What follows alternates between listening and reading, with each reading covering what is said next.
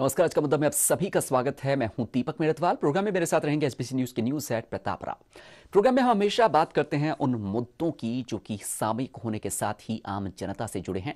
आज वैसे कुछ मुद्दों पर बात करने वाले हैं। शुरुआत करते हैं यूपी इलेक्शन से। बुधवार को यूपी इलेक्शन का प्रथम चरण यानी कि कह सकते हैं कि देश की राजनीति में एक बहुत बड़ा घमासान छिड़ा हुआ, उस घमासान का पहला राउंड कल खेला जाने वाला है और इसी को लेकर के तैयारियां जोर शोर से चल रही है। सभी पार्टियां इस उम्मीद पर हैं कि वो ज्यादा से ज्यादा वोट कैप्चर कर सकें। होगा क्या, ये तो काफी बाद में मालूम पड़ेगा, लेकिन फिलहाल प्रथम चरण के ये चुनाव क्या रहेंगे, किस तरीके से वहां पर मत विभाजन होगा, इन सब पर नजर डालती पेश है एक खास रिपोर्ट। 7 चरणों में संपन्न होने वाले उत्तर प्रदेश के चुनावों के पहले चरण का प्रचार अभियान बंद हो चुका है।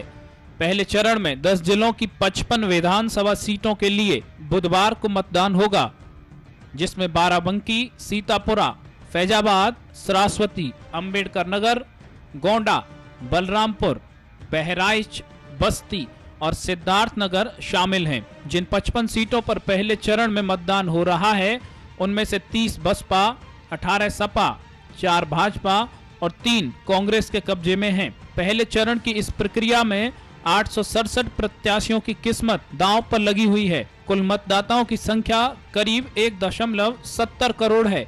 इस चरण में 13,186 मतदान केंद्र बनाए गए हैं। चुनाव प्रचार थमने के साथ ही उम्मीदवारों के दिलों की धड़कन बढ़ गई है।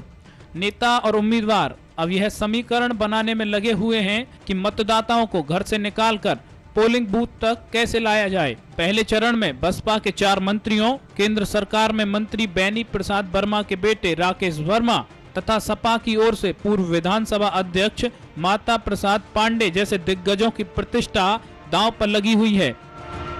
Bureau report, HBC news.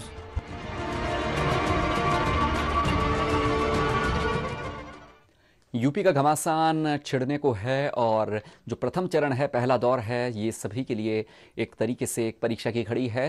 पहले चरण का जो प्रचार है वो समाप्त हो चुका है और अब जिस वक्त पर ये बात की जा रही है, प्रताप जी, आंकड़ों की बात को छोड़ दें, अगर सीटों के अंदर वहां पर अगर हम बात करें, अब फिलहाल जो प्रेजेंट कंडीशन है, कौन सी पार्टी किस पलड़े में झुकती नजर आ रही है, कैसा माहौल रहेगा अगर हम बात करें पहले चरण के मतदान की? तो देखो दीपक, ये जो इलाका है ये अवध और पूर्वी यूपी का इलाका है।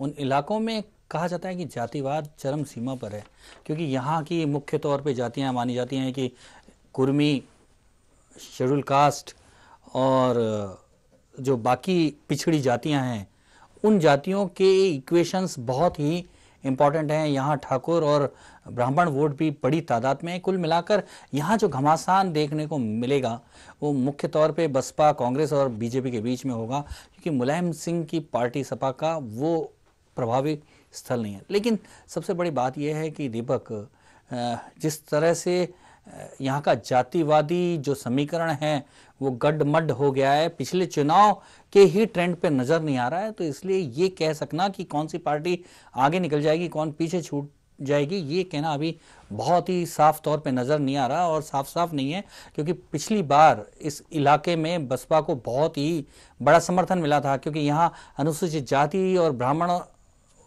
जो वोटर्स हैं उन्होंने मिलकर बसपा को इतना वोट दिया था कि बसपा पूर्ण बहुमत के साथ सत्तारूढ़ हो गई थी। तो कुल मिलाकर इस बार क्या ऐसी ही स्थिति रहने वाली है। लेकिन राजनीतिक विश्लेषक जो लगातार चुनाव पर नजर रखे हुए हैं और जो जानते हैं, वो उन सब का मानना है कि अगड़ी जातियों का वोट बैंक निश्चित तौर पे मायावती के खेमे से खिसका है। अब वो खिसक कर किस ओर जाता है, ये